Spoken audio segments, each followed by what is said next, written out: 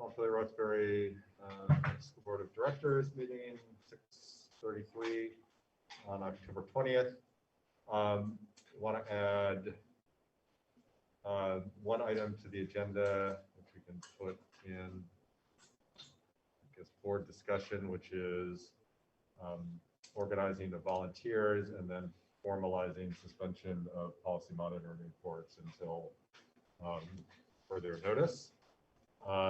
And the other thing I just told Jim, and Grant, correct me if I'm wrong, but you've already approved one of those warnings from last board meeting. Warrants, yes. So there's an extra warrant. Yeah, there's an extra warrant. Pull that. Okay.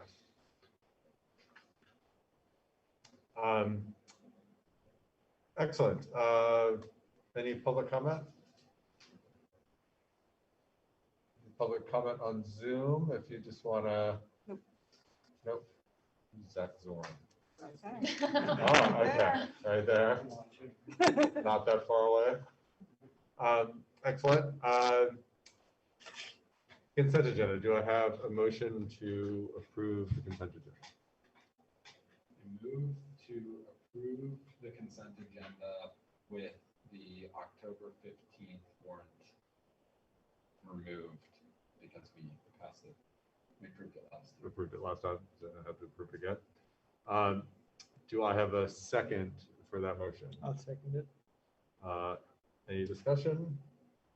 All those in favor? Aye. Any opposed? Consent agenda passes. Next item is board action,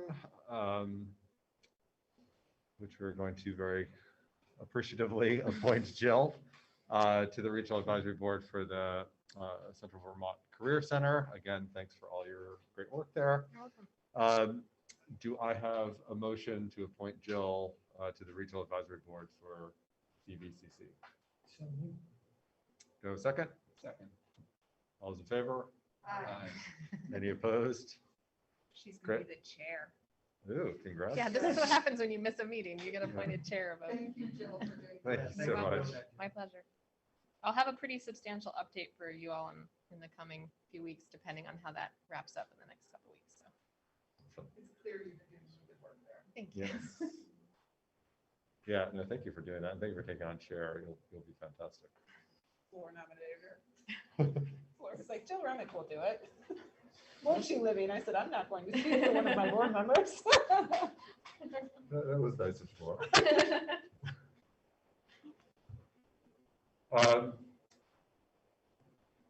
Do we want to do the, well, let's not take up Grant and Andrew's time. So potential financing infrastructure needs, Andrew and Grant, and I know we all know you, but you might want to introduce yourselves for the people on television. I'll go first since I'm also going to walk around and hand out hard copies. I am Grant Geisler. I'm the business. Andrew LaRosa, Director of Facilities. So that's my good side. And I'm handing out hard copies. It's the one that we shared as a PDF. We made a couple little minor changes. So I just wanted you to have the most current copy, and then you can, if you want, you can jot down any notes you have on. Can we also please just mention that whenever we post online, that it's the version that we're talking about now, just in case. Yep.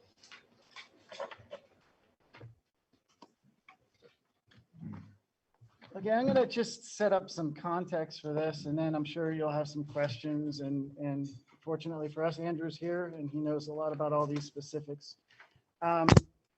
Just to start out, what I wanted to point out is that this sheet tracks very closely to the presentation that Andrew did. I think it was August 18th when we went over some projects. So a lot of these should be reflected in what you've already seen. As far as the columns go, these are the projects, obviously. We have several columns, ESSER 3, fund balance, capital plan, and other, which other is largely what we're hoping is infrastructure money that comes down. The capital plan, that column, the entries that are in there are for windows, UES auditorium and multi-purpose renovations. those are there because they've already been in our capital plan. So I just left them there. We also added the Main Street Sustainability Lab. Mostly I put it there just because it was about the right amount of money. So we just plugged it into the capital plan. The background of how we came to where we are here. So we came to the board on August 18th for the overall, like, here are all the things we're thinking about, right? If y'all remember that. We took your feedback. Grant had a better sense from the audit that came through that we haven't seen yet as a board, but he's got some sense from the auditors around what the actual fund balance, what actually do we have in the bank accounts.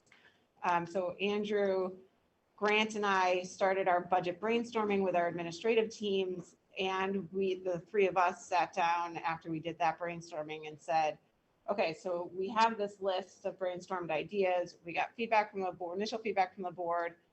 Where might we, where would it make sense to put these things? So this form right here is not this is not a done deal. There's nothing written in stone. There's no dollars spent yet. This is getting your feedback, right? So Jim and I have also talked about going out with our mutual thought exchange after this presentation and using your feedback, revising it if necessary, and then going out to the community because part of it has to do with us, our professor. Does that make sense? So nothing is written in stone here.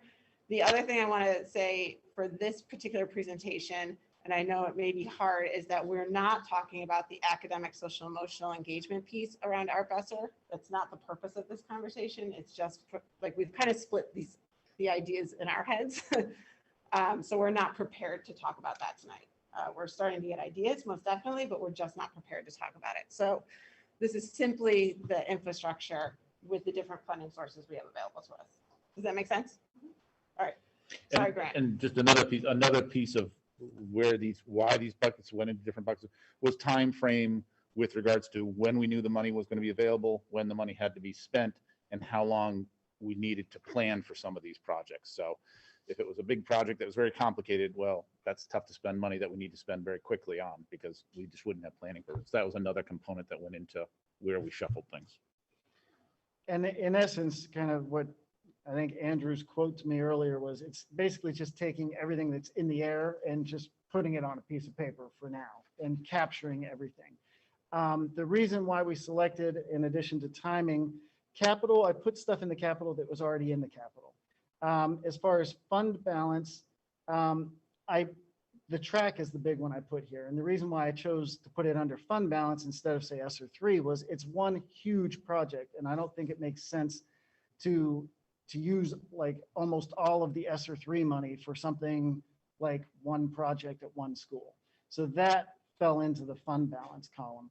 Kind of maybe some lower priority or pure infrastructure requirements. And when I say pure infrastructure, an example is like the addition roof at Main Street to replace that. That's pure infrastructure. So that went into the other column.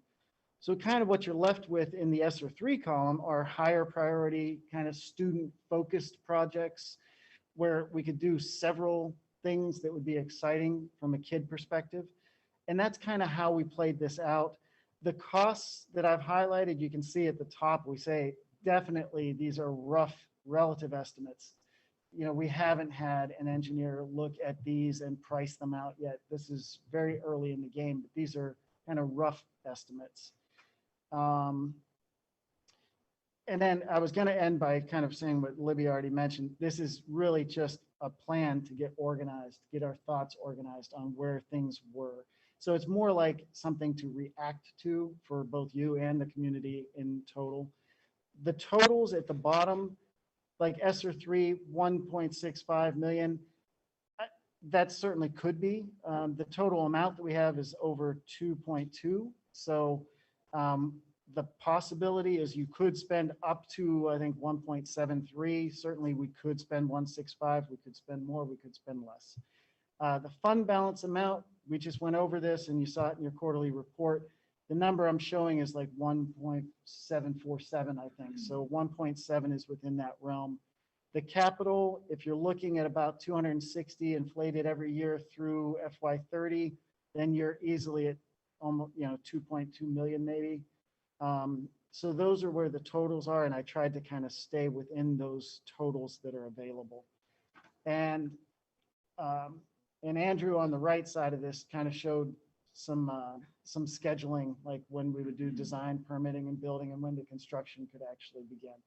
So I think that's all I can add to it. I don't know if there's anything you wanted to add. Yeah, to that. the only other thing I would say is the good thing about the capital and the infrastructure is we have no idea what that infrastructure number is going to be. If that infrastructure number is bigger, those projects seem like they're going to be easy ones to slide out of the capital fund into that. And whether that opens up more opportunities or lessens the burdens, the need for a capital fund, who knows? We'll see we'll see what that number is when that number gets here.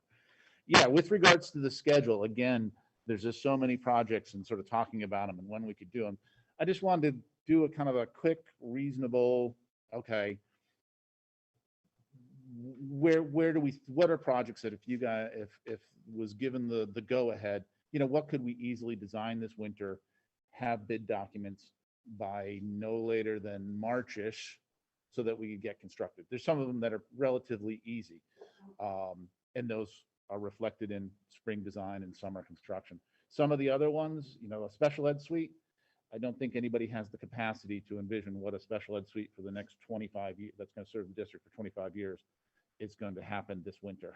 I think we got to get through this school year, take a breather, and then look at those things. So that's why they sort of shifted and how they go out, and as well as things like the track, to just give a sense that track, if we did a track project, it's going to take a long time to do, potentially. So that's, and again, if there was something that shifted, this is still, I mean, I had a project up in Stowe one time where there was a donation for a new science lab, and the caveat was that it had to be done for the start of school the next year, and the money was given in like April, and they got new science labs. So everything's possible, but it's not the best way to do things. So, like I said, we just wanted to get this on paper so there had something to react to. And I know I did see, I think some questions that came in from Mia, and I'm trying to remember all of them. The resiliency space at MSMS has truly, there was a misunderstanding of what that space is used for now. And so it's not used for that. And we have actually alternative ideas. So that resiliency space would potentially be alternative programming. So we're looking at a completely different model, completely different space at MSMS. So it's just based on our needs that we're experiencing this year. So it's just a completely different idea that we will come talk to you all about, but it fits more in the academic, social, emotional behavior side. So that resiliency room was crossed out because we got a different idea. We need a different space. And then the staff workout room at UES, that was one of the really nice ideas, nice to have. And we can probably do some spiffing up with Andrew's regular budget. So it just wasn't a priority when we had to cross something off. And the town hall access has been something we've talked about since Roxbury and Montpelier merged. The town hall is not I just did double negative. It is accessible to all people. The challenge is you go through the school in order to make it accessible. So this was kind of nice because then you wouldn't have to do that. However, it's not a problem. Like we have no problems with people walking through, to access the town hall. So it's not like it's a dilemma. Right? And that could be a legacy from when I first took the job. One of the first visit to the school was, oh, we want to close this off and separate it. That's just sort of stuck in my mind. In reality, but it hasn't really been a problem. Yeah, nobody's talking about it anymore. So that was why that one was crossed off. And there was another question that was somewhere along the lines of, maybe we would want to do a bond. Is it, should we look at doing a bond? I mean, that's obviously your call and the community's call. My position on it was, we just did a bond, pretty sizable bond recently. None of our bonds are going to be paid off until I think the first year is FY30. So FY30 will see a drop in our long-term debt, and it's only like 75,000. So we have pretty stable long-term debt for a while. So my vote would be, we've got a pretty large amount of money coming in already. So, I mean, this would keep us pretty busy to take care of this. So I would vote for holding off on any bond ideas for a while at least. We have so much federal money coming into the district right now. And I'm not sure with you, anything else? She asked how confident you are the amounts are relatively close to the real cost, which I think you guys have addressed. And then it seems to leave about 600K of ESSER 3 funds. Are they accounted for somewhere else? Yeah, and the total ESSER 3 amount is like 2.2 something million. We plan on using that for math interventionists. I think maybe even another, We're like a still final talking year. about all the different uses for that. Yeah, We're I mean, not there's anywhere some close that to we that. already know that we were planning on doing, but then there's more that we could spend. So it could even be less than 1.65. I just certainly wasn't going to use more than that chunk because of the conversation that still needs to happen. So as a follow-up question on the resiliency space, if you're rethinking of that idea and it's going to be something else, is that going to be added here? The alternative programming. Oh, okay. It'd be the alternative programming line. So, okay, that's what happened. Okay. Cool. I just wondered about the items that are in spring 22, like windows and door hardware and things like that. Are those already purchased, or do you have any concern about getting those because of all these supply chain issues? You're absolutely, so we're doing a beta test at Union for Windows. Our screens, which were ordered on June 19th, are arriving tomorrow, arriving for installation on Friday. 4 window screens, and it's been close to 6 months. So absolutely, everything is, there's not a yellowish enough highlighter to to reinforce the estimate. And really, this, I say it every year, but this is definitely going to be a year that any project we choose, we need to make sure that it's worth the effort, that we put it, that it can stand alone and it doesn't interfere, because people are going to be tired at the end of this year. And unless we can make it very isolated and controlled and a lot of outside forces, I'm going to say, let's kick the can for another summer. It's the beauty of schools. It was very nervous when I first got here. I was like, oh, I gotta get everything done. And it's like, well, we've been here for 200 years. We're going to be here for another 500 years. 6 months is not that big of a deal. We'll get there. We'll get there. So, but absolutely. And that's definitely the note up here. We need to, there's stuff that we want to do for next year, we need to make decisions early winter. We can't wait until after town meeting and expect anything. You're not going to have Lump things together in the bid. Yeah, Which we want makes to it lump more it. That's the other thing that you're going to save money here is the more we can lump them, the more we're going to save. So pushing it to another summer just gives us more time to plan, gives us more time to design, and doing things in a rush is not the best way to do it in construction. And the good thing about fund balance and capital also is those are things that can carry over. Fund balance, if we have a delay in getting materials in, that fund balance amount is available. I mean, at some point we could commit that so that it's more stringent on what we're using it for, and the capital can roll over from year to year too. So anything in those columns would be, I'd be comfortable if things slip. We'd have to definitely be looking at the ESSER 3 to make sure that we can hit the timelines for that.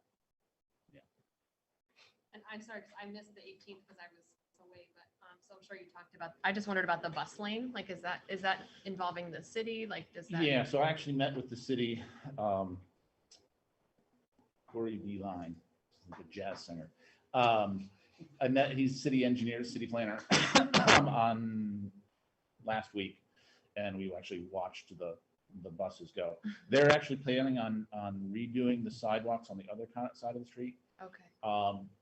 The idea of and he's still thinking and we're still thinking, the idea of a big move is probably not going to offer the rewards as doing lots of smaller things, like widening the street a little bit, lowering some of the curbs such that if a bus gets trapped like it does with traffic, at least they can go over the curb and get moving on versus someone having to direct traffic. So I think there's going to be a lot of those little things that are going to give us a pretty big bang for our buck. And if it doesn't work, then we can go to the next thing. But we are working with the city on that, and they are planning to do more work on that street next summer. So. Thank you.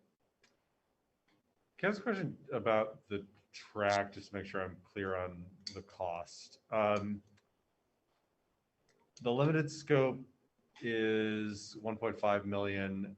The expanded, you have 860,000. Is that plus? Yes, on top of that initial. On So top of the the idea that the 50. sort of base scope would be, we dig it up, we put base down, it gets paved, it gets an athletic surface on it. We With put up some poles. sort of pole barn because we want to stop. We won't drive on that anymore. Yep. So we'll have to take that storage and put it somewhere else. So that's sort of the base one. And then again, that next piece is, do we put in pole vaulting pits? Do we put in more press boxes? Does that mean we have to move the baseball field? All those kind of things. And so that's a wild one. That's a wild one. And that 1.5 million would come from the fund balance as currently projected, and the additions would be cobbled together from other sources? Or, yeah, so we're hoping for the infrastructure bill. Okay. Depending on how much that is and how much we get from that. Or Would- pole would- vaulting stands infrastructure? What? Our pole vaulting stands Yeah. infrastructure?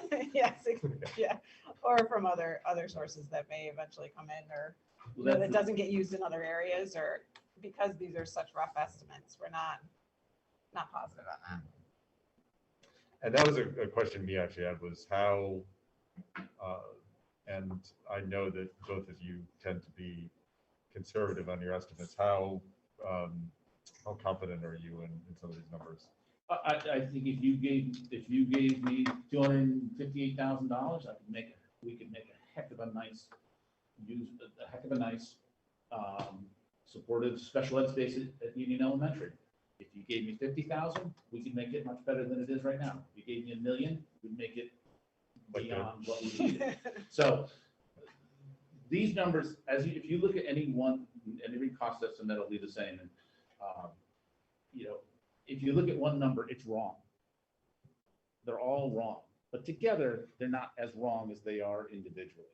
So again, you give me $1.6 million, we can address all these. If you gave me $2 million to do the cafeteria and kitchen at Main Street Middle, it'd be unbelievable. But you know what? You give me 175, we'll make it better. The good thing about the track is there have been a lot of tracks that have been built in recent times. So we know that the numbers have been 1.2 million for just a track. So that number is not going to be too far off unless something is going on with some of the materials, supply chain. But it's a time game, right? So U32 did their track 2 years ago, 3 years ago. It was close to $900,000. It's pretty new. Yeah, 3 years ago about.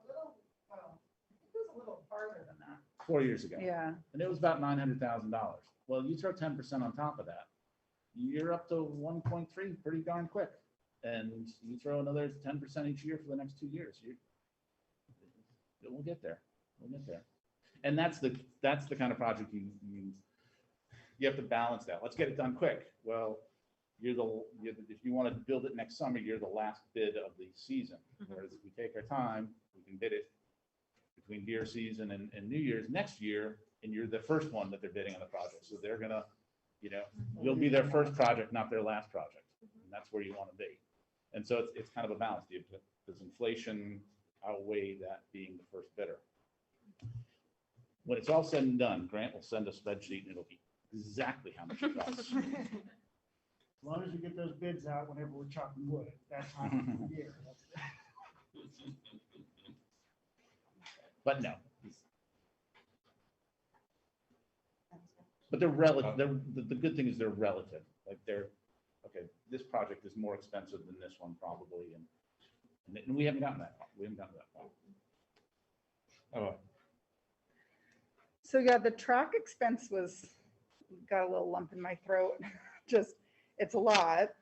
$2.3-ish million, which when I added up all the totals at the bottom from the 4 columns, it's about 6.6 million. So if I'm doing my math right, the track expenses make up about 36% of the total. Am I on track with that? That sounds reasonable. Yeah. About right. So that seems a little high.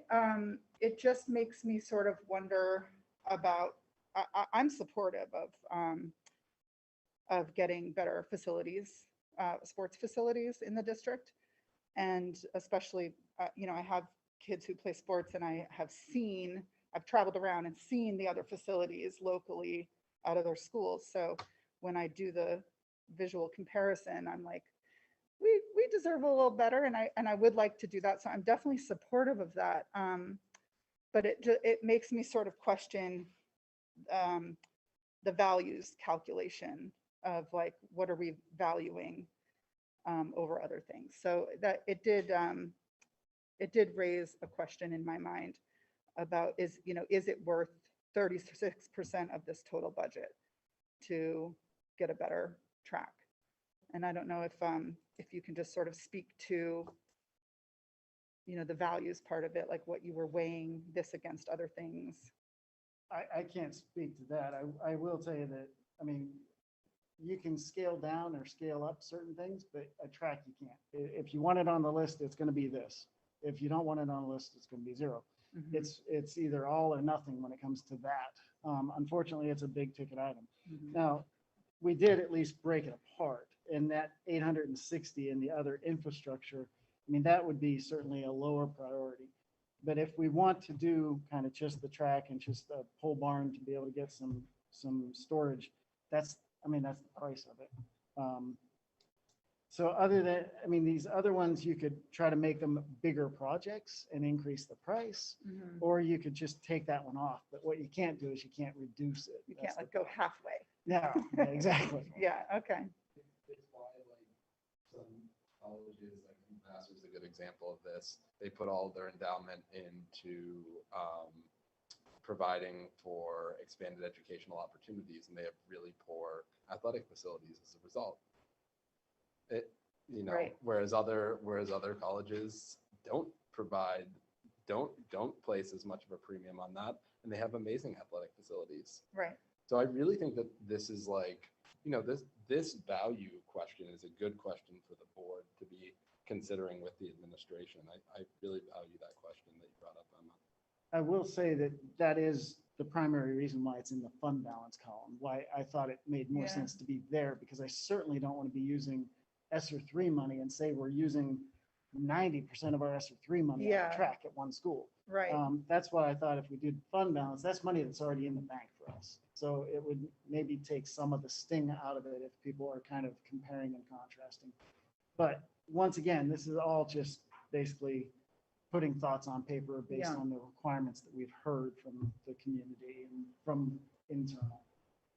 Jill? Yeah, well, and I had that same sort of reaction, but it strikes me, this is just projects and infrastructure, right? So as like an overall Yeah. comparison, like this doesn't include like our academics or our special education. I mean, I'm embarrassed to say, I don't know what our like annual budget is. About 25 million. 25 million.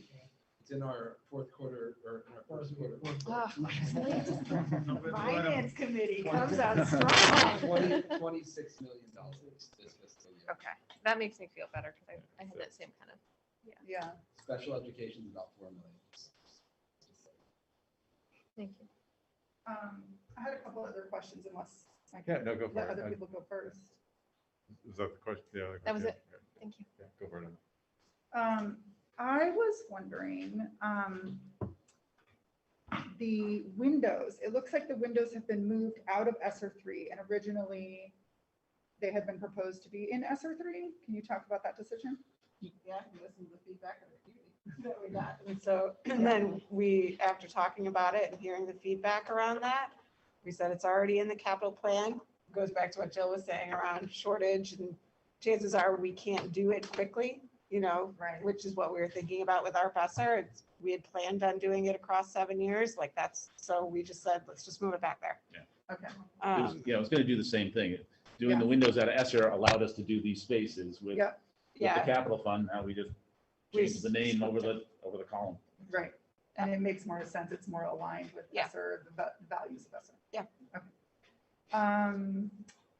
The transition room at the high school also gave me a tiny bit of sticker shock, and I just wanted to hear more about the scope of that project and why it's Yeah. 375. It's for kids who are transitioning out of our high school and into the world that need a lot of life skills. So what it is basically creating an apartment within Montpelier High School.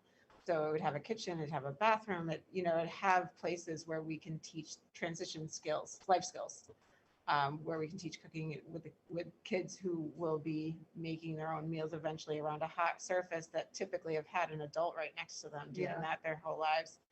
And it's a lot of work to make the space that it currently is into something. It's plumbing, it's electric, it's a lot of things behind the walls that we'd have to do. And above the ceilings. And above the ceilings to make it work in the way that we really want it to work for kids who need that type of instruction. Mhm. So I guess it's I'm for a more- very high needs population. I remember the description of like how the space will be used. I'm just sort of more curious because like the cafeteria and the kitchen project at MSMS is, roughly the same amount. And so I'm just curious, like why, in So, your yeah, mind, no, you know a lot no, more than I absolutely, do. absolutely, and that is a big number. And again, the idea is, where are we going to put it? We don't know yet. Yeah, If we build it, it doesn't want to be falling apart in 5 years. It's going to be a hard used space, so it's going to be tiled. It's going to be a well-built space that's going to serve this population. And then once you start putting kitchens into things, you start dealing with ventilation. So that number's probably maybe a little bit high. The good thing about Union, the Main Street, Middle Street kitchen is a lot of the appliances we have over there are usable. So that's going to be a lot of finishes and retweaking some things. So that exactly speaks to the sort of individually, as a group, Okay. it'll shift in terms. I didn't want to give the impression that was just going to be, we're just going to stick a fiberglass shower in the corner and a sink in the corner and call it done. Because I don't Yeah. think that's the concept. We want it to make And we don't know, Good.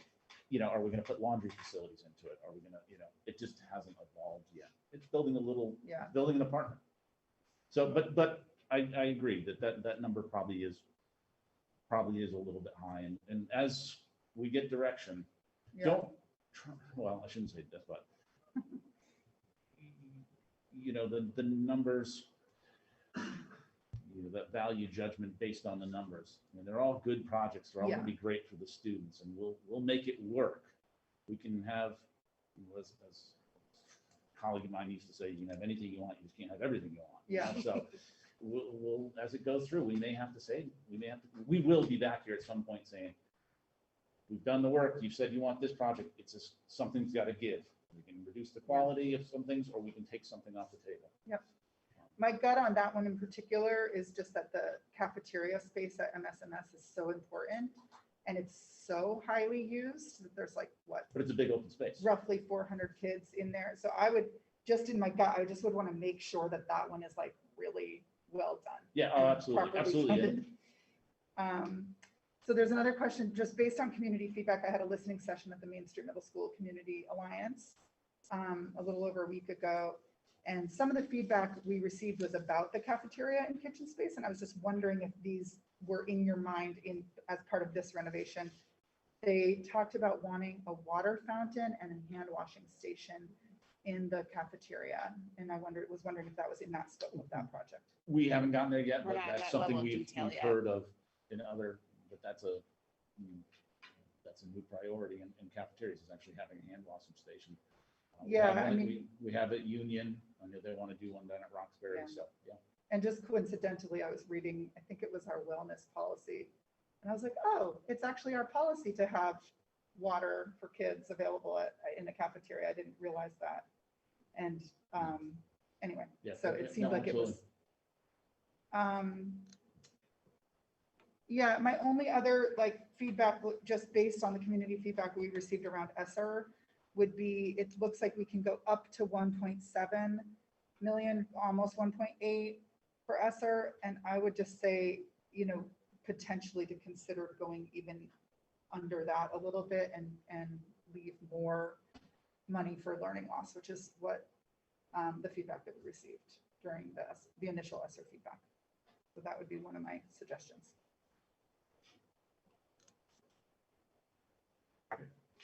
Others? Thanks for doing that, Emma. I didn't realize there wasn't water in the cafeteria. Neither did I. Is that drinking water? There's not a There's drinking, fountains there's out not a there. water fountain, I guess. Oh. No, yeah, there's one out in There's one the in corridor leading to it. but not Right, so kids actually- have to like leave and they're not, I don't know. Yeah, It yeah, just no, this makes sense. Makes sense. And I apologize if I missed this during this conversation. The 3 items that were eliminated here, that are struck out, what is the reason behind that? We talked about it earlier. Okay, thank you. You're gonna have to review the. I'm, tape, I'm Andrew. very fried. It's been a long week already. You were looking for the budget for Jill. That might have been it. That's right. Brett?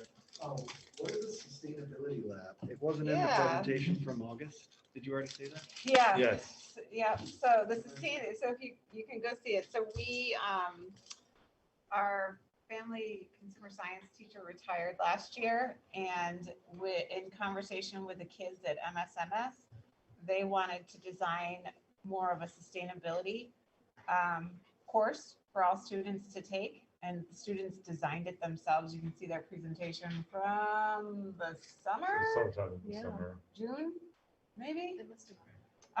May or June. And Don Taylor moved over from humanities. He was a humanities teacher, and he's taken that on with gusto. And so they're focusing in on just the whole sustainability, the standards for sustainability, global standards for sustainability. And he's doing a magnificent job. So Andrew and I went to go talk to him and said, he's in the family consumer science space right now. Which is, if you were to see it, it's an old space. It's what you would imagine it to look like. And we said, dream big, what do you want it to look like? And so he gave us all kinds of ideas. So this is based off of Don's thinking about the work that the kids have told him they want to do. You say it was based on what standard? The global, I'm not using the right term, it's the global sustainability standards. But if you look, I can get you if you send me an email to remind me, I can remember what board meeting that was. I remember it was warm, so it was either May or June. But you can see the presentation that the students did with Don, which was really great. Yeah, Okay, he did I'll just look fantastic through. job. I'd rather look and find it because Okay. that will show me other things. So. Yeah, I think if you flip through the agendas, you can identify the meeting and then. I'm printing an extra copy. This is the presentation that Andrew did on the 18th. Yeah, I'm And- looking at it. And so on the MSMS Family Consumer Science, there's a link to the student sustainability presentation. Oh, there you go, Grant, good. Good man to have around.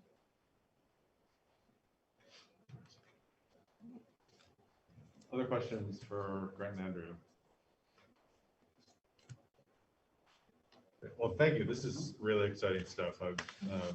These are both needed and I think very forward-thinking projects. So look forward to considering them as we move forward the budget process. Emma. I'm just wondering, the next thing on our agenda is community responses to budget conversations.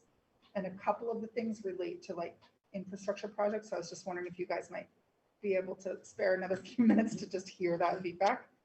Is that what, am I right about that's what we're talking about next? I think that's exactly it. And also just kind of where we're at with further outreach too. Okay. Do you want to?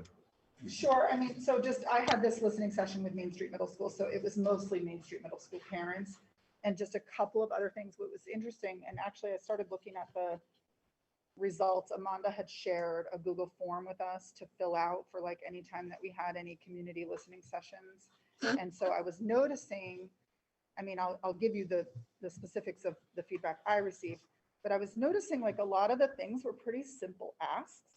And I was just hoping that they would be on your radar for like, to try to quickly address some of these things. So one of the things was, and hopefully in this budget cycle, one of the things was like triple exclamation point, more bike racks. It was like, yeah, I was like, I feel like these are attainable goals, which is so nice these days. But it was like at all the schools, they said across the board. I mean, I don't know. I definitely have noticed the Main Street Middle School bike racks are really overloaded. A lot of kids ride bikes to school at Main Street Middle School. So kids are trying to. So that was one. I mean, the drinking fountain and hand washing station was another. The other thing, this isn't low hanging fruit. I think it's a complicated conversation, but I know that it's been coming up for at least 4 years because I heard about it a long time ago, is field trips. And I know that these have been put on hold. Yeah. And so I wasn't at the school board level of the discussion, but I did hear about it in the community about field trips create this equity issue. There's a couple of like sort of, I don't know, capstone experiences at the middle school that relate to the curriculum. There's a 5th grade field trip to Boston, and there's an 8th grade field trip to, I think it's Quebec City or Montreal, I forget. Quebec. And the question is, can those field trips, I mean, there's some that I can think of in the elementary school too, that are just, they do them every year. And can some of those bigger field trips be folded into the budget so that it doesn't create these fundraising issues and put that burden onto families? And I've heard rumors, and I don't know about it firsthand, of some kids actually not being able to go because of not being able to fundraise the right amount of money. So where do we stand on the potential of putting field trips? And we can find the board meeting that we had Okay. a long conversation about it a year and a half ago. It was before COVID. Okay. Because we were in person, so it was before COVID. It was before me. So Yeah, and we did some rough math, and the quick answer is we can do that. It depends on how much you want to, how much the board would like to increase the tax rate to do that, or would you like to get rid of a teacher to do that? So it's a considerable amount of money. And then the other question to grapple with, and we never finished the conversation. We'll put that, I don't remember ever finishing the conversation because the numbers were so large. The other part of it was the board would need to make some sort of policy or direction to the administration around which field trips count and which don't in that. So it's a more complicated conversation. Yeah. That we could the board's certainly welcome to bring it back, but you're talking about massive dollars that equal teaching positions. Okay. Yeah, and my understanding too is that, kids from families that are unable to bear those costs are not punished. Right. As a result. We figured that out. That things are figured out to make sure that. So that is just rumor. Yes. That's gossip. Yeah. Okay. There are other, I will say, not to open a can I of think worms, it's the but question there are people other ask, like, what equity about issues. people who can't afford it? And the others, well, I can't go. I think that's where it comes from. But that's not the reality. There are some other equity issues that I'm discussing with the teachers now around it, but it's a completely different, doesn't have to do with cost. Okay. Yeah, before I was on the board, I was a parent who came to the school board to Talk about complain. I That was guess. about fundraising, which was It, connected. it was a Connected. fundraising event that was tied remember to that, the yeah. Boston trip that felt very sort of punitive, and kids were running out at the roundabout to try to like get people, it Yeah. became a little bit out of control, and I think that was a lesson. But I share the concern, or I think it'd be great in the future when we can think about travel and traveling in groups like that. It'd be Yeah. kind of neat to have that conversation of what we could and what couldn't, because I think, it can't be everything. But if Yeah. there's a way to have like one, like the Boston or something that is part of the curriculum that's an equitable trip, maybe there's another way we can fundraise that doesn't sort of shame kids who don't have neighbors to ask and parents to Yeah. ask. So Okay. I agree. Andrew? Something we had discussed at the time, I remember, was having some kind of like sliding scale. And there's two, I guess, issues related to that. One is, we do need to be, I remember two issues that came up. One is, we need to be cautious about stigma when it comes to assisting families and students. At the same time, because we don't I don't know where free and reduced lunch is now. At that time, we didn't qualify for free and reduced lunch for everybody. So we did have some students that still were, we're we're not one of those districts that has that's above the threshold, the number of students being above a certain threshold. I think it's like 40% that are on free and reduced lunch, where you can offer it to everyone. Yeah. So we did have some of those situations. We do have those situations in our district, or did at that time. And so there was consideration as to, like, you know, using some of our existing assistance thresholds to provide assistance to families for those types of opportunities. But I just remember those were a couple ideas that were thrown out there because we were looking at a large amount of money Okay. related to it. Certainly a bigger conversation than Yeah. tonight. It's one I think Yeah. we should think about revisiting too, especially Okay. when field trips Someday. become a thing again. Someday. Yes. I will tell you one thing, though, just a statement of fact is, since I've been here, I have never reduced a principal's submission when it related to field trip supplies, field trip transportation. So, I mean, it's not like something has come to the bigger group of administrators and we've crossed something off the list. But I do think it's a bigger question because of some of the types of field trips and the scope and size of some of these things. My rule of thumb is if it's an important field trip and you need to do it, then put it in your budget. But it makes you have to think about things like an Ireland trip or a Boston trip or a Montreal trip or whatever. Those are just big things. It's a lot of time, it's a lot of money, but more important than that, from my perspective, is it's a lot of time out of the classroom too. But you're absolutely right. It's a bigger conversation, but it's not necessarily something that's due to us putting limits on people submitting budgets. Okay. Just so you know.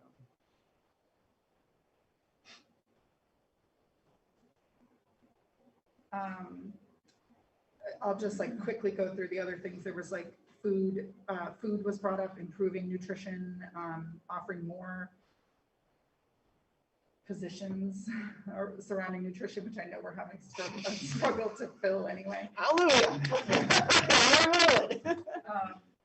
Literacy was a topic of discussion, especially kids on IEPs, and that sort of, to me, that sort of triggered back to this conversation that we had around ESSER, but it was in particular around literacy and learning loss around COVID. So we had talked to that person and said maybe we can consider that as part of ESSER. But and I think that's it. There's a couple other things that have just sort of come on my radar over the course of the last couple of years. But one of them was that I've talked to Libby and Jim about was graduation budgets at the schools, and I've been on some of the graduation committees, and it feels like it's a little bit of a shoestring budget, and it feels like maybe even just like $2,000 more would be really helpful for each of the schools to help plan those ceremonies.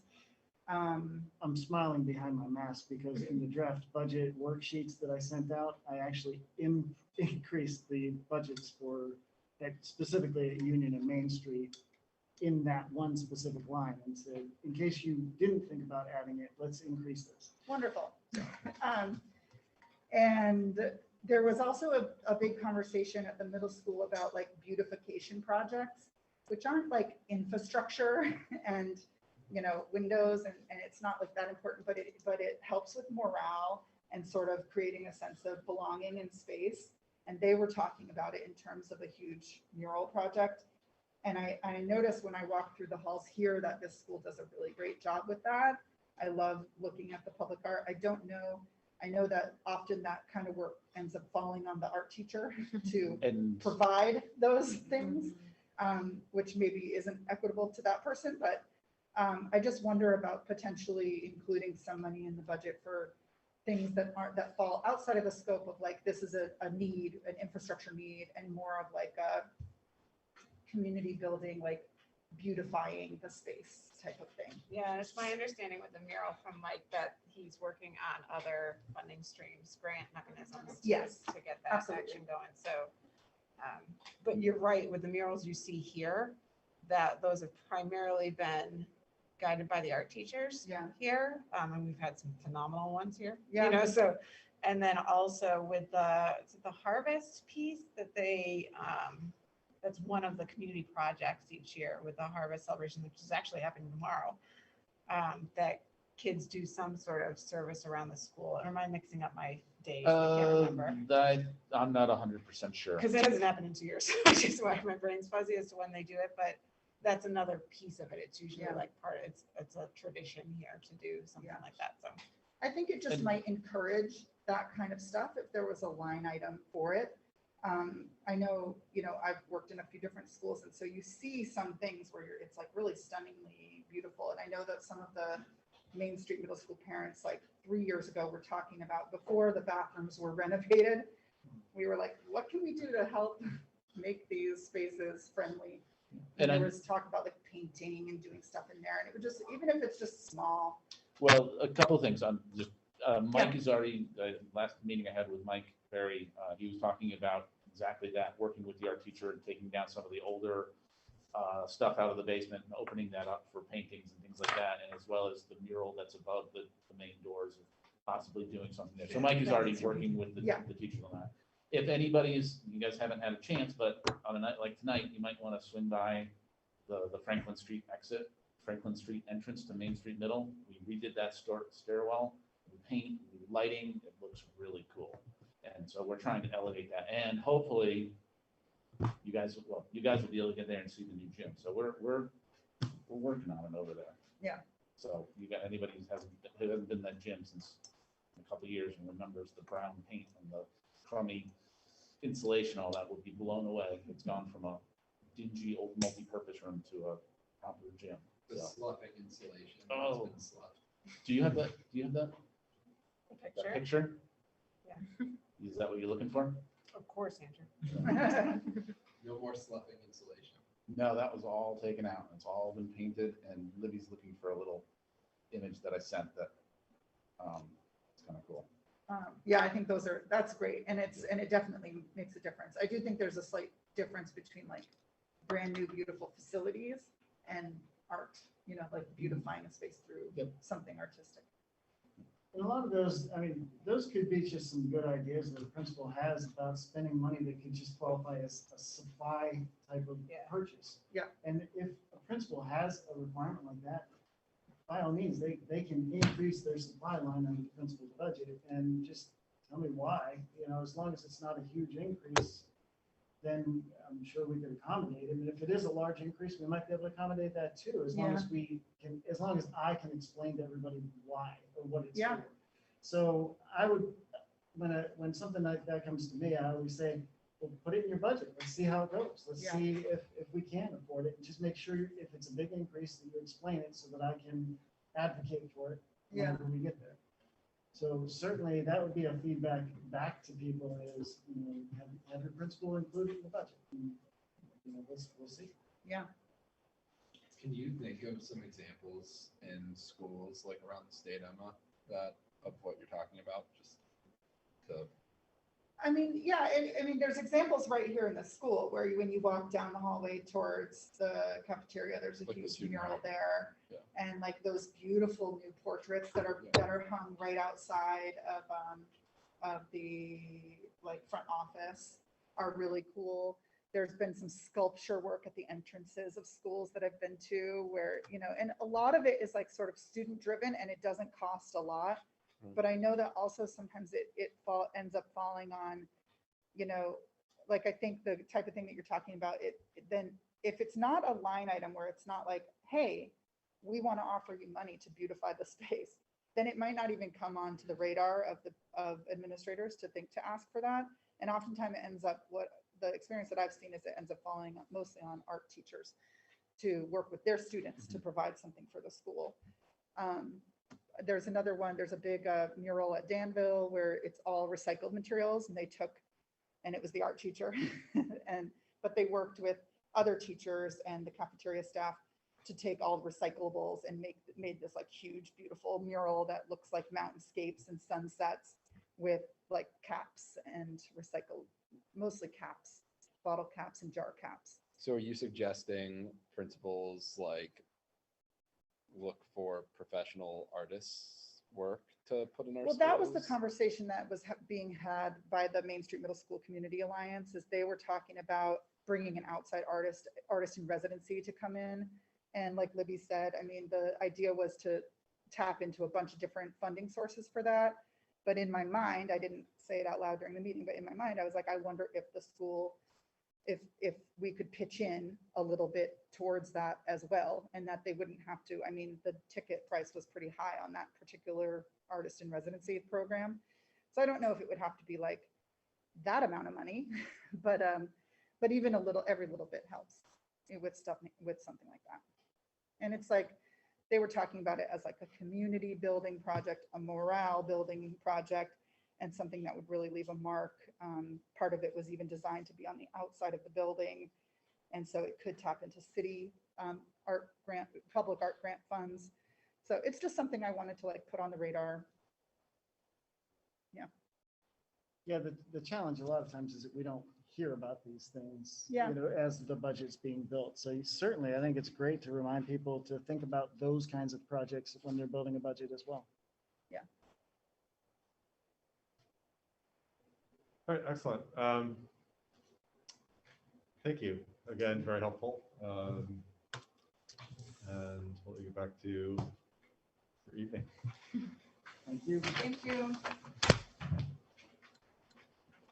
What do you want? Did you want to talk about volunteering? Yeah, I Yes, yes, absolutely. Let's do that now, then we can talk about the RFP decision-making process. Do you want to? We can embarrass Andrew first, publicly thank Andrew for all the extra Yes. gigs he's doing right now. This man is amazing. And he Happy hates. birthday. Oh. Birthday. 25, right? 30.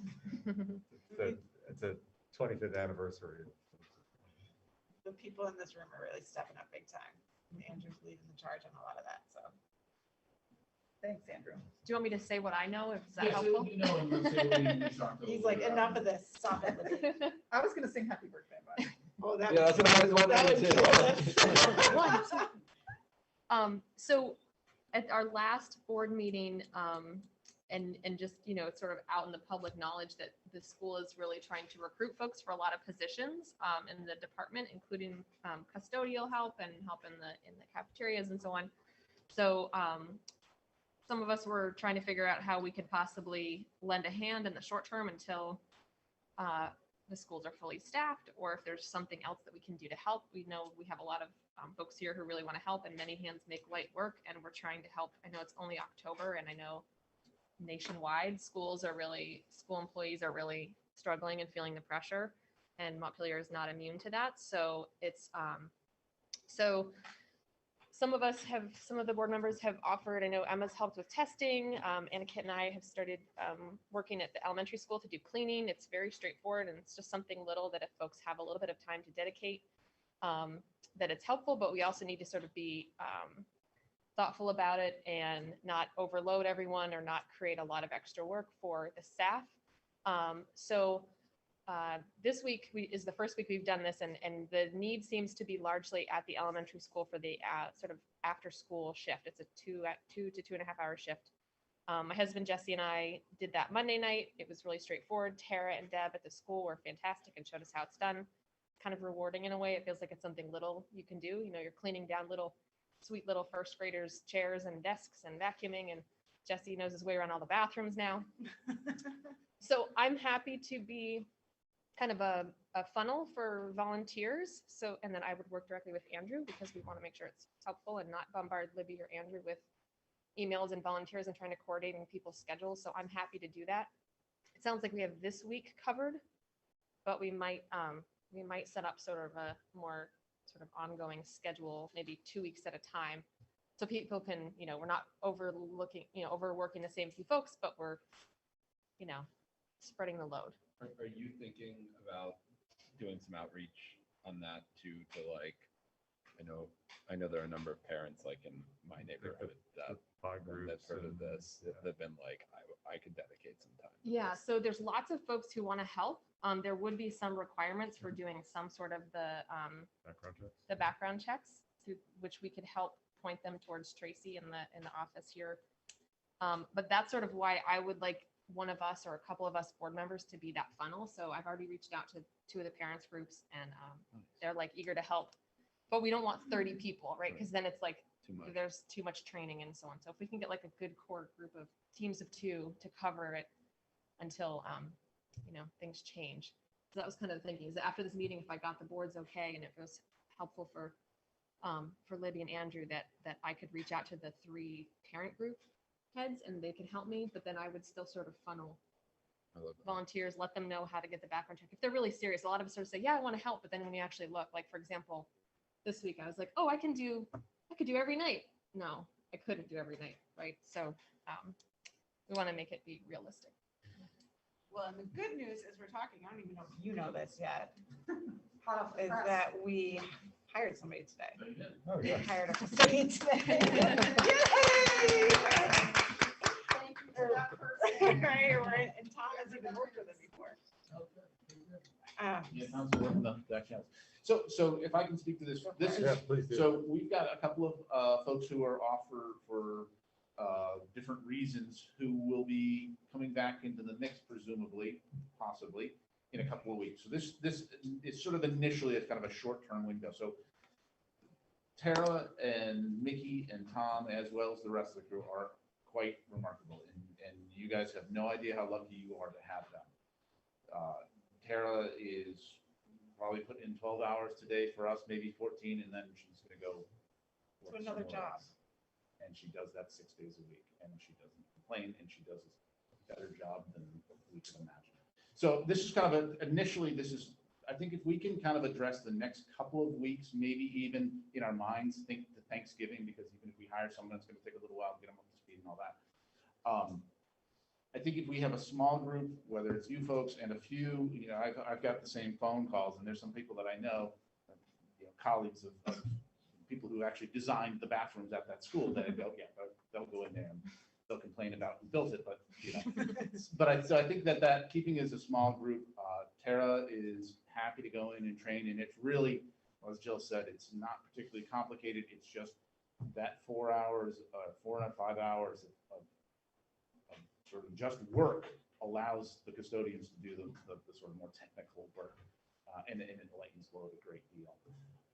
So if it's okay, I think Jill would be a great conduit for sort of the school board and those volunteers. She and I can work together, and I'll backfill on our end. When there's a gap, Deborah's been over there last night, a couple nights. Pam's been over there. I've been over there.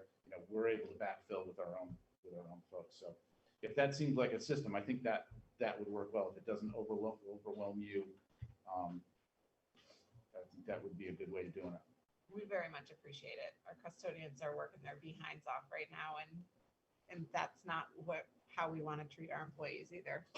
With Tara working that much and Mickey working that much, and they both have small children, and John too. So we want to make sure that it's helpful, even if we can get them one less hour, right, or 1 hour back to themselves during the day. These are really good people. We want to make sure they stick around. So. Do we, I 110% agree, and support that. Do we ever, have we been, I know some teachers do this, and I'm pretty certain some teachers in this district do this. And there was an op-ed that I think you shared this past week, Jill, about asking students, at least for their spaces, to clean up after they're done, to help pitch in at an individual kind of classroom level. Is that something that we're doing at all, or have we considered? Yeah, this is the stuff that you don't have kids do, so. Yeah, that's what I was. We frown upon pretty gnarly giving chemicals. kids a. Yeah, no, Xerox, I'm yeah. not suggesting that. I was wondering, to the extent that we can ask kids to make the lives and the work load of these individuals lesser. We're a community. Yeah. Well, what we Kids are tell- great at what cleaning I up and tell telling teachers- What I tell the teachers when they ask, what can we do? Can I'd be happy to clean all that. Leave your room in a position that we can clean it. That's the best. If everybody did that, and the vast majority do, that's the key, because it allows us to get in and do what we need to do. It's when we can't. They're little kids. We understand. They're little kids, and it's funny. Jill knows. You go into the kindergarten room, and it's like there's animal crackers all over. By the 4th grade, it's nice and tidy, and Grant would be proud.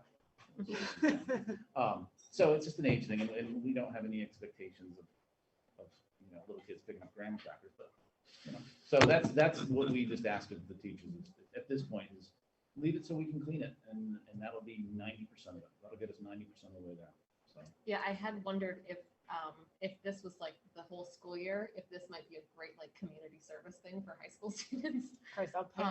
It's very humbling to realize how much happens when we're not here. And I think COVID has proven that that's what an essential worker is. These are the people who do all the things so that we can show up and do all of our things. And it's a good reminder. And I just want to say really quickly that I know that there's also another volunteer opportunity coming out. They'll be coming out from Libby for helping with the testing. That's a different setup. So I don't want people, if you can't help with evening cleanings at Union, there are lots of other opportunities. I really appreciate you helping coordinate this, Jill. Sure. It's super important, and I think you're asking the board for your support, and I have no doubt that we'll give it to you as well as our people's appreciation. It's hugely important, and again, thank you both to you, but also thank you all the custodians who are carrying a really heavy load right now. So I shared that document with you. That's just a quick spreadsheet that just has the weeks and where they're at, and some notes on different people and what, and it's been a rumor mill. Oh, so-and-so's going to do this, or so-and-so's going to do that. And, you were going to work all week until Deborah said, no, they're not coming tomorrow night. It's like, oh, okay, I thought they were. So it'll be a good spot to kind of get our head around who's available when. If anybody's interested in helping tomorrow night, we could use a hand.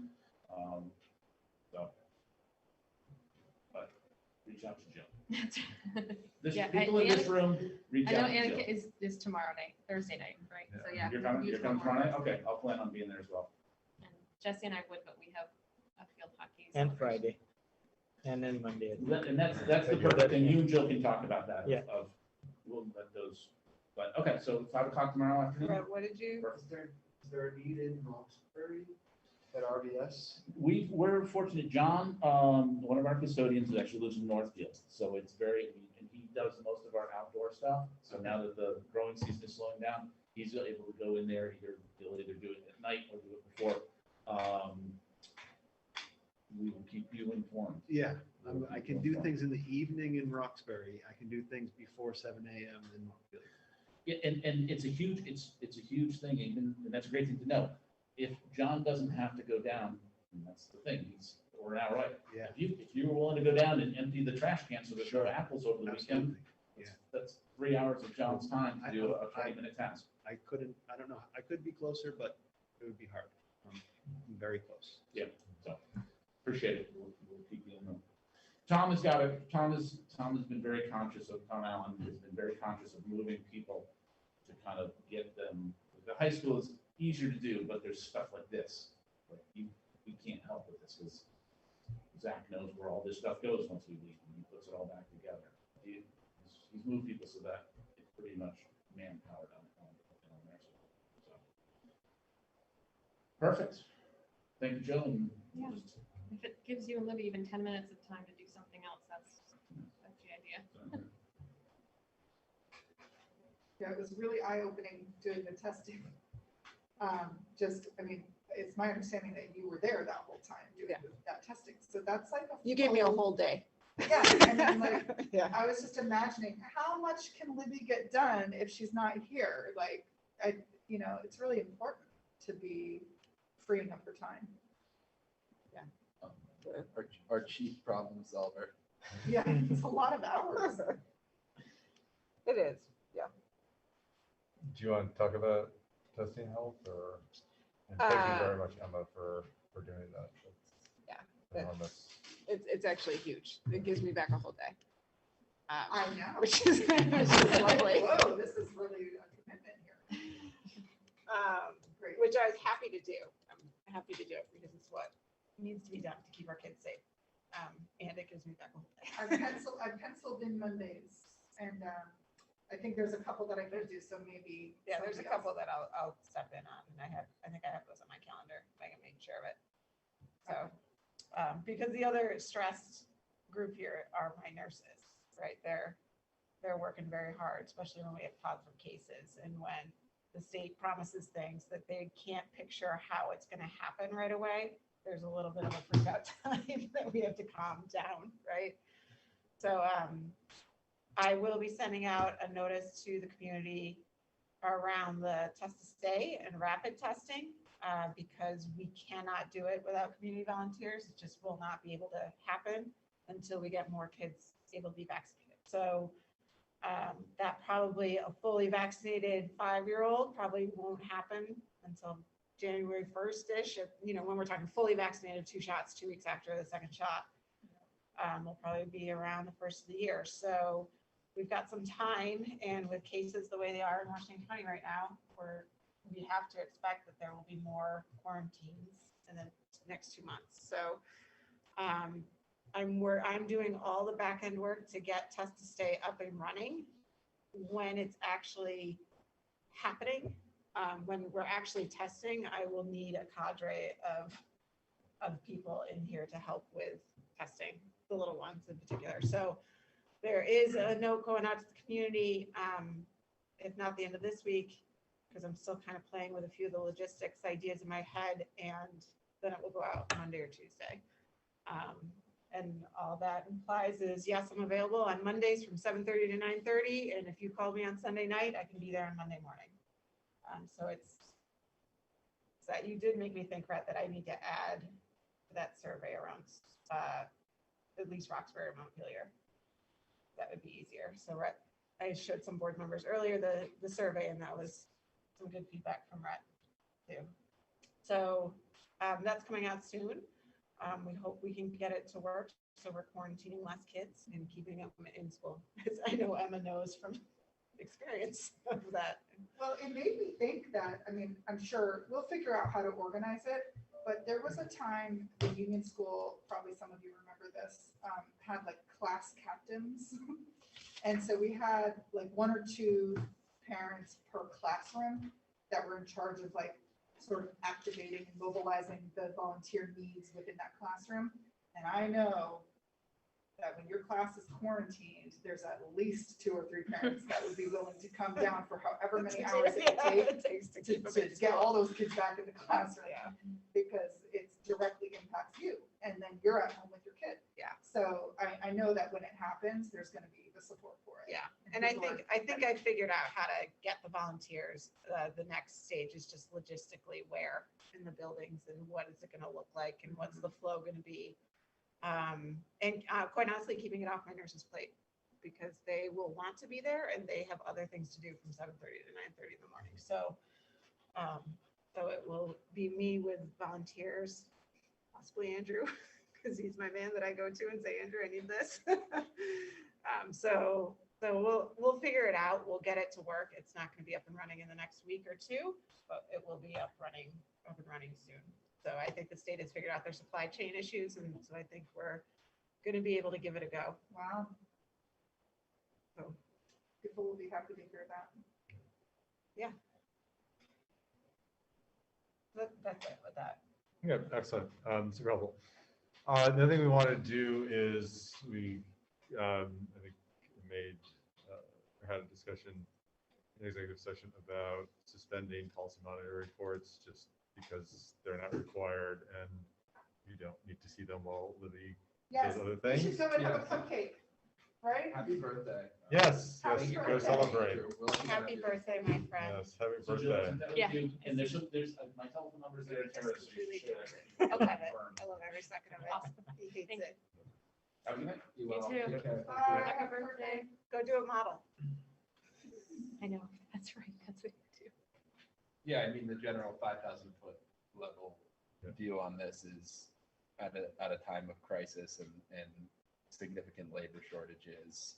We need Libby focused on all of these very urgent and time-sensitive issues before us, and any relief that we can provide, we want to.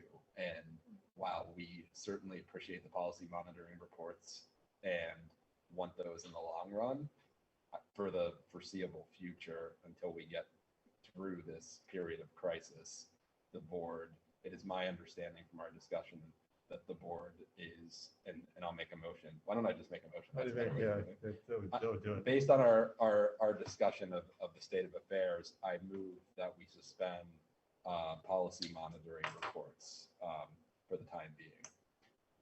Do I have a second? That's okay. Any discussion? All those in favor? Aye. Any opposed? And I do want to say, I do think it's a great practice in general, but like there's a, you know.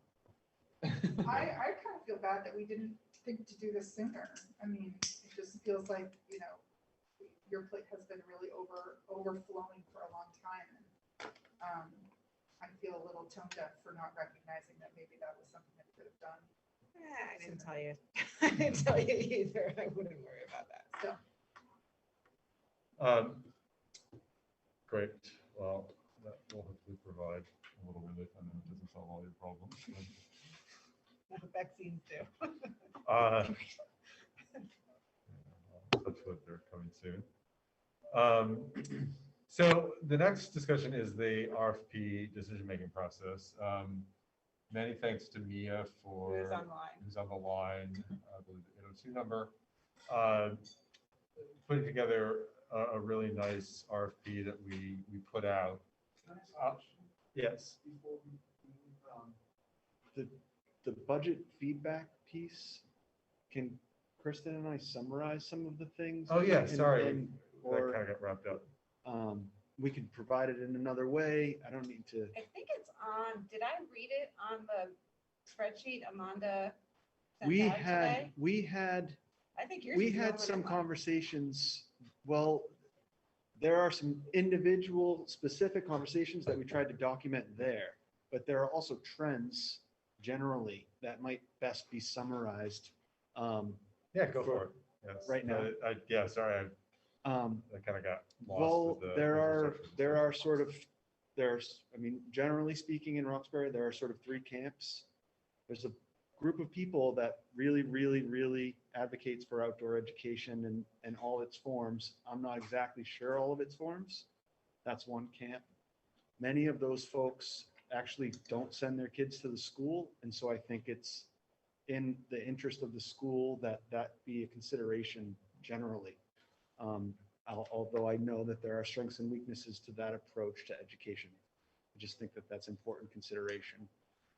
The second camp is really happy, good enough. The third camp doesn't understand why we're merged with Montpelier and thinks that this is the big city and their kids don't fit here. And so to that camp, well, some people are like, let's stop kidding ourselves and stop sending kids to Montpelier. That's really not an option. What we can potentially do is make a really intentional effort to integrate the RVS kids with the Montpelier kids, not just in fourth grade, but throughout. And whether that means shared field trips, Zoom time, pen pals, I'm not sure. I think that would benefit those kids to develop relationships with the kids that they're going to be in school with, starting at an earlier age. And that's it. That's the summary. That's great. That's super helpful. Does anyone else want to give any updates on? I know Mia was trying to schedule the teen center and that's on pause for now just because of. Yeah, and I have had some kind of a couple of thumbs and people are interested, but nothing has coalesced. And I think people are interested but busy. So Yeah, I mean, this has been an issue every year that I've been on the board is we've done, and I feel like things petered off a little bit, maybe last year, I think last year around like the pandemic and just we had so many board members, but in the past when we've reached out in a bunch of areas, a lot of people will say, thanks for reaching out, but we don't really have the time to talk with you. So there probably are, I'm interested to see, I really think the like general package and approach that Amanda has put together is definitely the most promising, like general like outreach approach I've seen since being on the board. So hopefully that'll yield some And I more think productive Kristen results. and Rhett have been Yeah. a really great example of like, if you build it, they will come. Like they're just going out and Yeah. showing up At the bus lane. Yeah, they're Yeah, bustling. the bustling. There is a lot of, what are you here for? Who are you? Yeah. But that's important work to say, Yeah. this is who we are and this is what we're here for. And if you don't talk to us, we cannot represent you. So having opportunities to do that, I think, is important. We even put on like an online survey. One of the things that happens with an online survey, you may get specific people to promote a specific point of view a great deal. Like multiple responses to a single survey from a particular camp that feels very, very strongly about a specific, perspective. So that may have been our experience in some ways, but definitely it's important to stand in front of the Roxbury Country Store and say, hey, my name's Rhett. That's about the best place to find people in Roxbury. In case you're wondering, if you want to meet people there, that's the place to do it. Excellent. I have a listening session scheduled here at the high school, October 28th for students. That's geared towards students. And it's going to be during Solon Block. So it's 1 o'clock to 1:40, and the room is to be determined. But October 28th, if any of you are interested in joining, hopefully we'll get some students. It's a Thursday. Is it Just- Thursday? I might be able to join that. That's an area. What was the date again? Thursday. Thursday, October 28th, 1 o'clock to 1:40. It's during Solon Block. We're going to see what we can get. But the idea being that if we keep showing up and being present, that eventually people will come and talk to us. Amanda and I also live in the same neighborhood. And so we put out an email, like a text to the sort of neighborhood text thread, and asked if they would want a listening session, and they responded positively to that. And so we're going to just do like a 1-hour Zoom listening session with just in our neighborhood. And so that's something that others could consider too. Excellent, thank you. Anything else on community outreach? So the RFP, again, We had one response, right?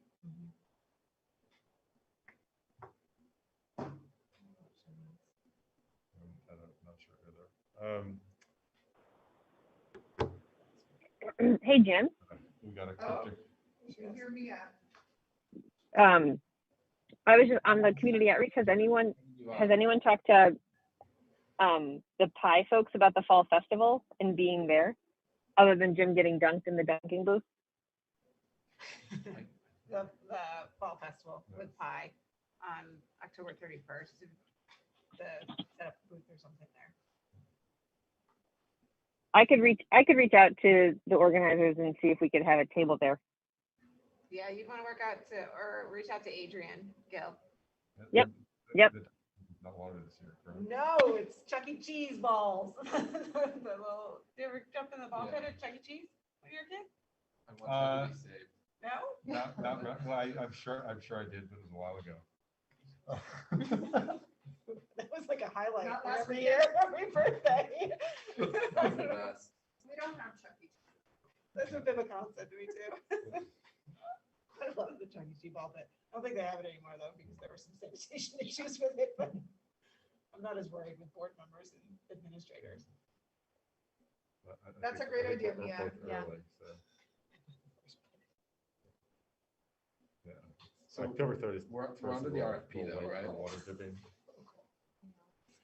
Are we talking about the RFP now?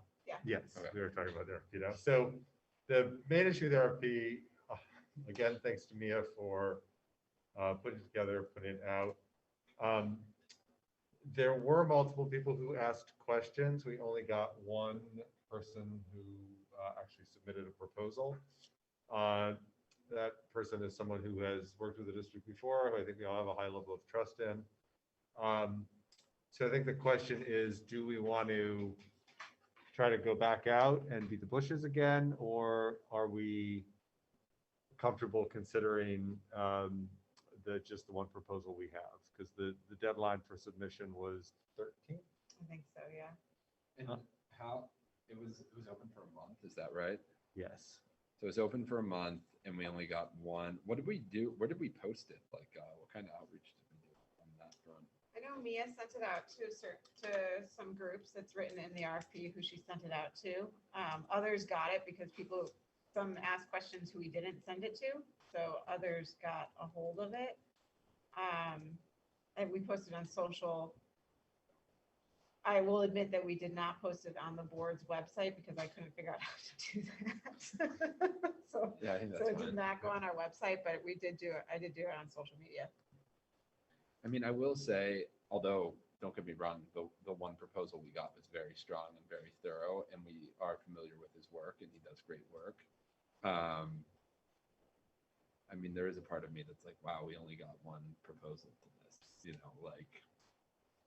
I can speak to that because of the federal funding that's coming in, there's a lot of this type of work going on in school districts. I don't know about other places, but in school districts, a lot of people are doing this. So, and there's a limited, to my knowledge, there's a limited number of people who have the skills to facilitate this level of conversation.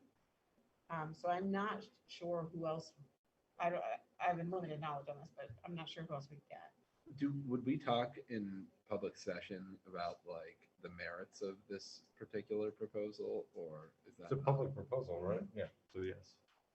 I mean, there is like, and I'm very fond of Nathan, and very glad that I share a community with him. There is an element of this that, you know, Nathan is like, it wouldn't be, he's not independent, right? He's a member of the Montpelier community. Yes. I don't know if that matters. I just think it's worth acknowledging. Emma?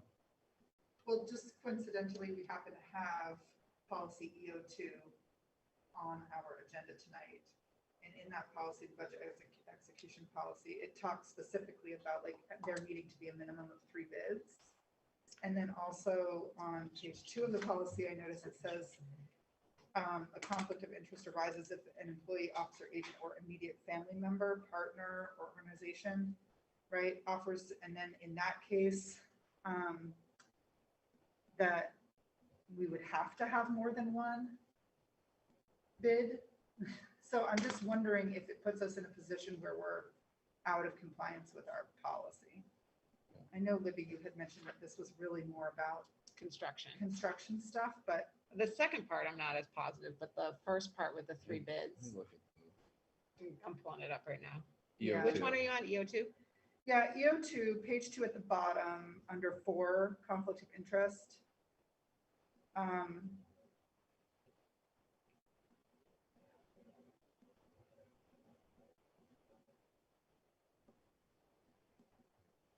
was reading through it earlier, so I'm trying to find the language. It's EO2. I think that That's is in- referring, yeah. that is not referring to the provider of the Right. service. That's referring to the selection and the handling of the funds. So like Libby couldn't select her husband to provide Right.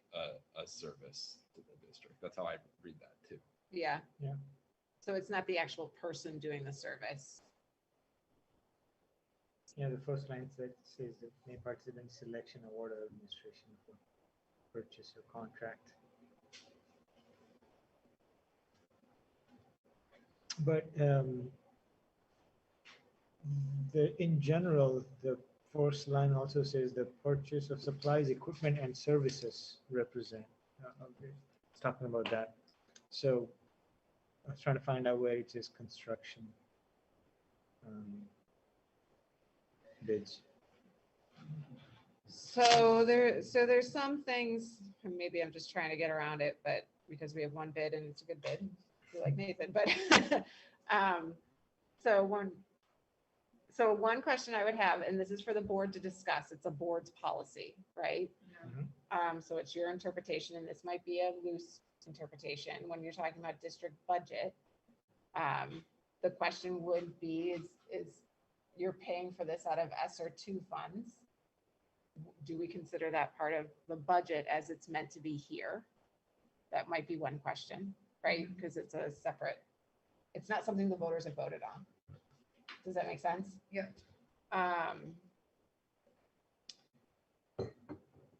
When you're talking about any kind of bidding, that's a construction term, right? Because we didn't have them bid on it. We had them respond to it because we have the amount that it would cost. Right? But it's, I mean, it does allow for an RFP, a sole source RFP if, or contract, if the RFP only results in one bidder. Where are you, Jim? So everybody can Under see that. contract. Third bullet under budget, right? Page 2. Sole source contract should only occur when an RFP only results in a single bidder, and then there's like a few other. Right. So, I mean, so that gives the board an out there. the section that I was referring to is actually on page 1 at the very bottom. School board members, school district employees, or their immediate families may submit bids. However, bids submitted by those individuals may not be considered as part of the minimum number of required bids outlined above. Anytime such an individual is compelled to submit a bid, it must be in writing regardless of cost, can never be the only bid. So that, I mean, I just, once I started reading the language, I was just wish that we had more. I just wish that we had more. I wish we did too. I also really appreciate Nathan and his work, and I think he has done great work for us. He's already proved himself as, qualified. But it's a challenge to me reading this policy. even outside of this policy, it's a little bit of a challenge. Yeah, I just think it would be great if we could, maybe we could take another 2 weeks to reach out to people again. I don't know how. I know that we're already under such stress to find qualified people to do any work in our district. So it's a struggle for me to even bring that up as an idea, but Well, it's simple to send things out. I don't know who to send it out to. So yeah. I need some help with Yeah. that because the 3 people I know who do this work, one bid, one turned it down, and one asked questions but didn't bid.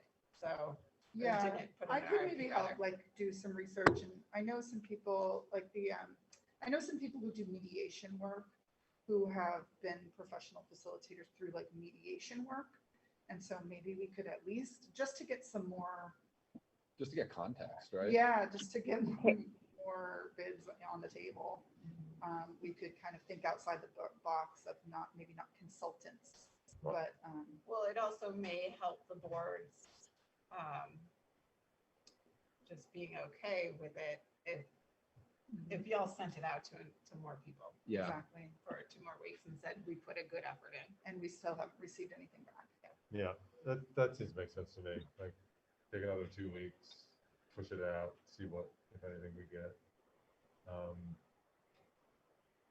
Can you, Libby, can you email to us the link or whatever it is? You have it in the board packet. Okay, The RFP itself. The RFP itself is in the same folder as Nathan's proposal. the folder labeled RFP materials? Yes.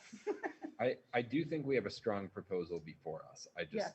think it would be helpful to, Yeah, and Take also that the extra step. language of this.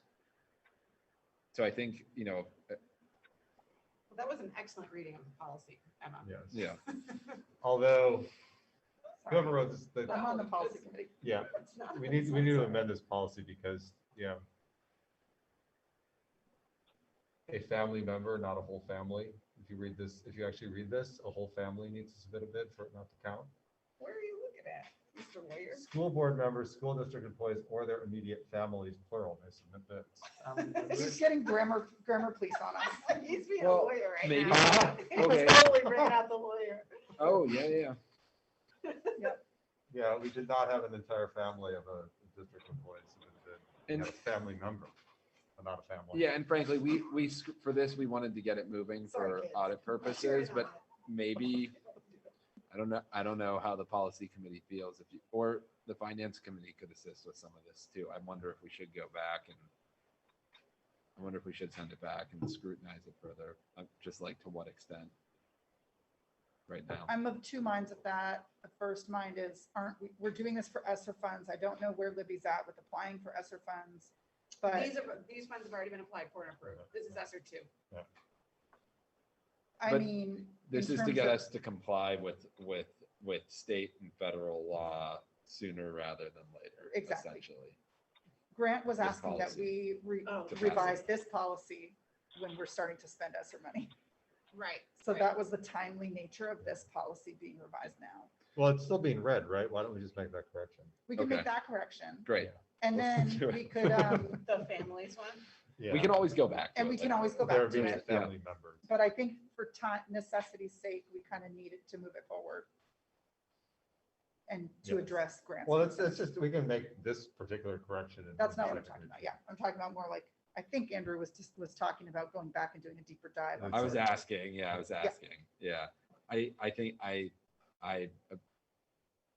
appreciate both of your intuitions on this. I think you're right. Let's keep moving forward. Let's make this change now and keep moving forward. Looks like there's some language that allows. Hey, Jim. Yeah. Only results I in a think single bit Mia's of. trying to say Sorry. something. Why, go ahead, Annika, then you can go back. No, I was just gonna say that, I was saying that there is language in there that allows an RFP to have a single bidder. RFP only results in a single bidder. That's an exception allowed to be awarded. And then it contradicts itself when It it's, yeah, when it's talking about this right here on page 2. but it seems like the minimum number of bids kind of goes away if you don't have, one bid. I mean, I think this is unclear enough that if we No, but that's the. I'm sorry. do I another was just 2-week saying push and don't get Um, another application. I agree. I agree. Oh, so what you're saying, Aniket, is that paragraph 2 of number 2 contracts Yeah, overrides the, yeah, because it says over there at the beginning, sole source contracts, when there are extenuating circumstances, as discussed in the So- contract section, and that's one of the extenuating circumstances. RFP results in a single bidder. so that would So override that the would other override, language. yeah, so, Yeah, yeah, so I think that this does give it out, if you want to go ahead. I'm- with single. I'm comfortable with Yeah. this language and doing another 2-week push. Mia, sorry, I know you're trying to get in. That's totally fine. Just back to the proposal for a minute. I agree that it would be good to go out and try and get a couple more if we can. I do want to point out that we're asking people to do a lot of work, and that, we want to make sure that they have enough time to do that work if they are interested. Do a lot of work just for the proposal. And to that point, we actually put in the RFP that our deadline for the board for selecting our facilitator is actually not until the 19th of November. So we do have that time without having to push out our timeline too much. So all of that said, I think it makes sense and good sense to go out and ask for more if we can get it. And on the one that's in front of us, I agree, it is incredibly strong. I was very impressed with the thought and the level of detail that Nathan went to in designing the process that he would go through, as well as the intentionality and how I can see him seeing the intentionality through in execution for the inclusion of so many different voices in the process. I was also really impressed with the letters of recommendation. And there's one piece of it that if everyone else on the board is okay with, I would like to go back and ask Nathan a question about, which is the timeline that he lays out. It looks to me like he's planning on sending the board the final report at the end of the whole process in July. And what we wanted, and I think this is clear enough in the RFP, although as the person who wrote the first draft, I may be a little biased. What we wanted was that the report come to us more like in May, and then we have time before the full end of the scope of work, a couple of months, where Nathan will then actually work with the board to help us figure out what to do with the report. So I wanted to just go back to Nathan and ask him if there was a way to make that a little bit more clear, or if whatever in his timeline, if that was all right with all of you. I think if we were to enter into a contract with Nathan, Mia, that would be what we should do for that contract. I don't know if we need to ask him to resubmit his proposal to do that. Does that make sense? Like, I think we could have a conversation. If he says, sure, that's no problem, we would just put that in the contract. If that seems sufficient, I'm okay with that too. It makes me a little bit nervous to accept a proposal that has that timeline laid out, and then it feels like we're actually moving the goalposts on them later on. So it feels better to do it right now, but I don't feel that strongly. I think So fine. Mia, you probably didn't hear, but nobody has a challenge to you asking Nathan that. Would you like to reach out to him? Yeah, I can do that.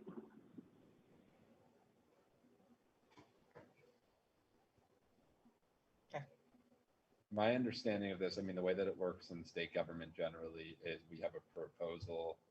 We might go back and forth with the contractor about that proposal, but it's really what goes into the contract that is like binding and substantial with regard to timelines. And Yeah, I would tend everything. So to we agree. regularly have these kinds of conversations. After a proposal, you can get into contract negotiations Yeah. and finalize the contract. I would agree. But if it's a reaching out thing. So I was just throwing that out there to say potentially save some time.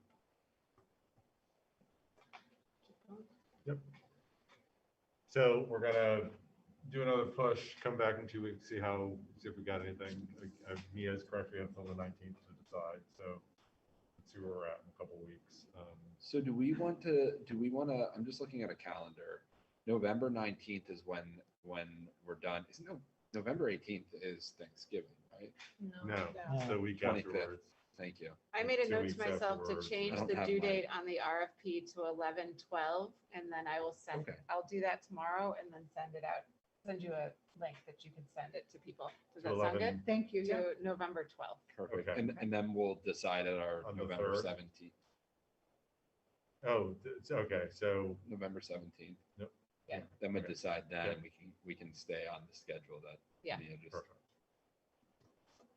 And the district is off that whole week, the 22nd, right? Yes. Yes. Yes. And yes. You counting down? No, not at all, not just one bit.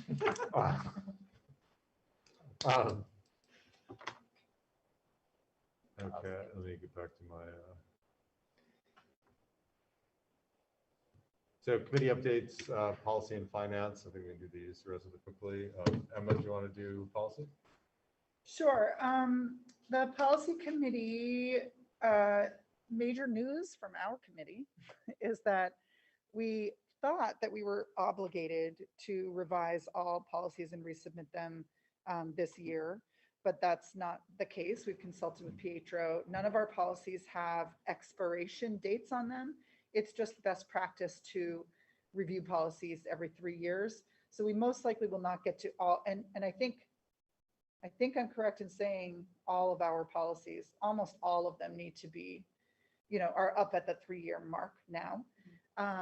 So we are most likely not going to stick to that schedule and get all of them done this school year.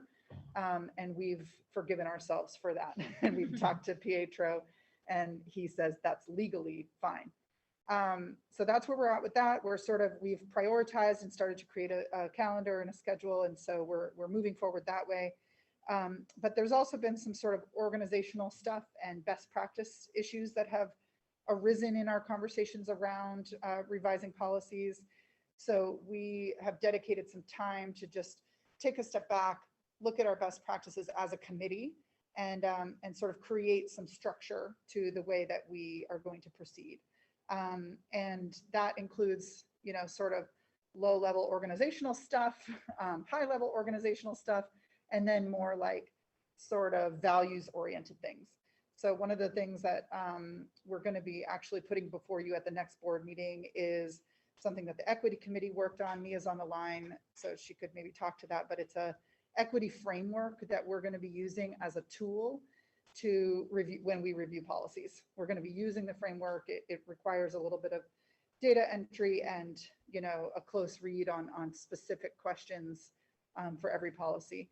And the reason why we've decided to bring it to the board, I'm not sure logistically if it's going to have to be voted on or if it's just more of like presenting it to you, we'll have to see at the next meeting. But is because some of the policies, we think it's appropriate to be having sort of the first revision process happen within other committees. So sometimes that might be the finance committee with this EO2 and EO1. Sometimes it might be a facilities committee. Sometimes it might be equity committee, whatever. So we're actually going to be asking those individual committees to be using this equity framework as well. Today, we talked about maybe creating an additional framework that we would use as like sort of a regular tool to be reviewing these policies. So we're going to be looking at that stuff and then getting started again later this month or early November on our revision work. Mia, did you want to say anything about the equity framework tool?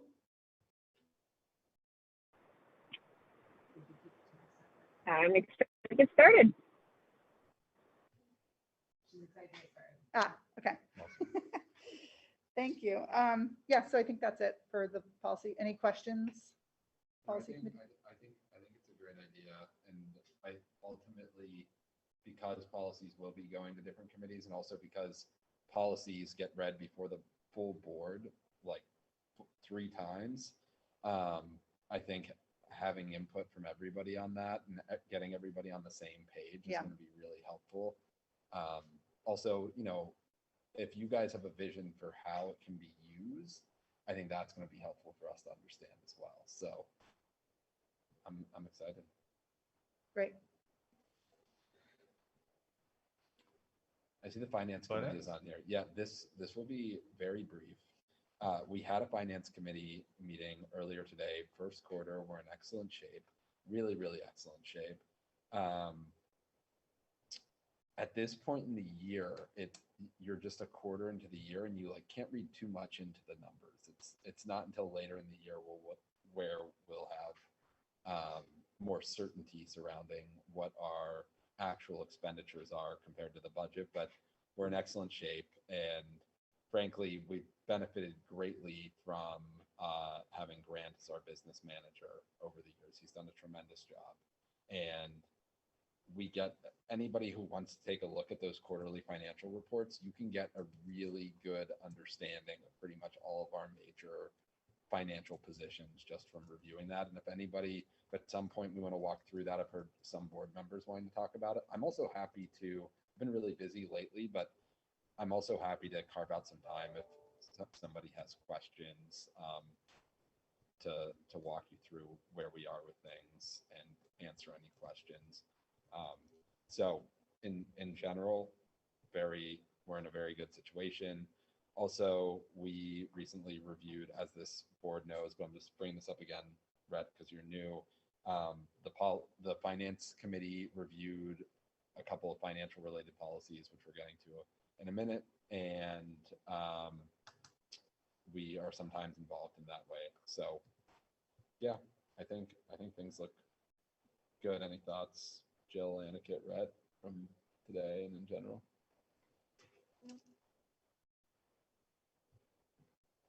All right. Thank you. So 3 policy readings. Made the one change to change families to family members. There were a couple of those references. The 2 families. Yeah. Okay. I think there were like 2 in that paragraph, unless I'm mistaken. I don't have it in front of me now. Later, it says family member in section 4. Yeah, it just.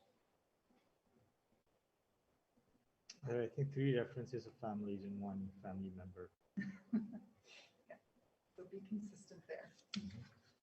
Immediate families may submit bid. And maybe this just. Although 1 of them might be okay. Or 2. Yeah, no, the other references are for tuition. Yeah, Yeah, so that's that fine. might be okay. It's just that one. Are we talking about these right now? Are Yeah, we can going- talk about them. Basically, any sort of changes, additions, comments you want to make during the second reading, you could put in, and then The Yeah, third reading is hopefully third reading and vote that same day. Exactly. It gets put in the consent agenda the next time Yeah. around. Oh, okay. I had a question about under the bids and contracts section, bullet point 1, under bids, and then under oral quotations. It says that quotations may be received by phone or in writing. And I just wanted you to walk me through what it looks like to receive a bid over the phone and how that becomes part of public record. So it would be the person who's taking that bid's notes of the conversation.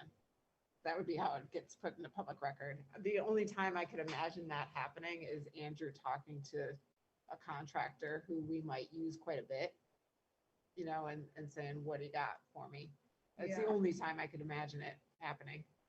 So is there a value to have that in there? Do you think that that's valuable? To be able to accept a bid over the phone? My hunch based on this particular policy is that that's language that has been given to us by the lawyers of the state. The lawyers of the VSBA who've written this for us. Because whenever a policy is of this length and has to do with a whole lot of statute, it's usually written by lawyers for the VSBA and then put up as a model policy. So that's where my hunch would be that the language comes from. So I don't know is the Yeah. answer. I wonder if you could, I mean, to me, it feels a little like, I mean, I think we're just trying to get away from any sort of thing that feels sort of under the radar, insider, you know, and I feel like it's so easy to just send an email these days, even if it's a super simple in writing. Yeah, and that's what practice is for us outside of this policy in general, that whenever we're having an important oral conversation, administration or directors follow up with an email saying, thank you for the conversation. This is my understanding of it. So it doesn't matter if we're talking to a teacher or we're talking, you know, like we generally follow that up. And then In that that would way. come into public record in the board packet when we're talking about bids, or how would that be Probably. accessed? Hasn't happened, so I'm not sure. Like with the construction bid, do construction bids ever come before the board? Or do they just get dealt with by the administrators? Yes. At a That's certain odd, dollar amount, it comes before the board, I believe, in some way. Heather, do you remember from your past history? We ever brought specific construction bids before the board? Yeah. Yeah, and then Andrew or Grant would say, I think the board should vote on this particular bid because we haven't done any major bids because the bond stuff was done prior to my time, which is why I'm kind of waffling a little bit. I'm trying to think about when we've done that, and I don't know if we've done any major bids since then. Do we want to this would have been a good question to ask Andrew and Grant when they were both here, I actually. know, I wasn't thinking about it. I wonder, I feel like we're not going to get clarity on Yeah, this is that this something, evening. Andrew, that you'd be willing to sort of follow up on? Yeah, I can do Or do you want me to, I don't know how it makes sense, because I know that can you've do been it. sort of taking the lead on this policy. I can do it. If you could We've been follow doing a up on lot. that, I mean, Yeah. I personally would feel more comfortable if it was just all in writing. But I mean, I do see that the next bullet point says that a record of these oral bids must be kept on file. You could submitted- put parentheses, e.g. email, because that's time stamped, right? If you want to clarify the type of record that you want us to keep. Does that make sense? Yeah, I guess I just don't know how it would work for if the public was sort of curious about our process in a particular bidding thing, how they would normally access those. Would it be a public records request? Yeah. Or would They it could be- file, yeah. Yeah, Okay. or they just ask. us Or they for it. just ask, yeah. I Yeah. mean, like reporters Yeah. regularly make those types Okay. of requests. So I just would like clarification around that, and if there's a way for us to just get around oral bidding, feels like Yep, not yeah. best practice. I'll send an email. That was my only question.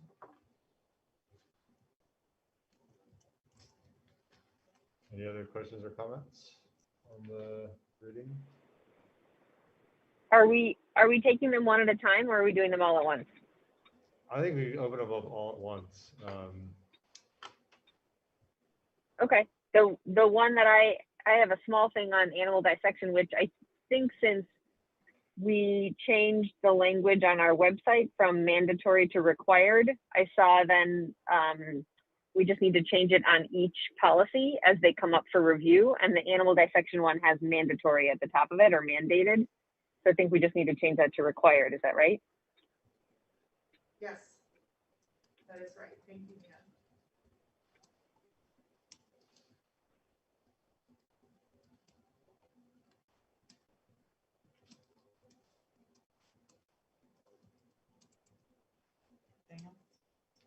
Anything else?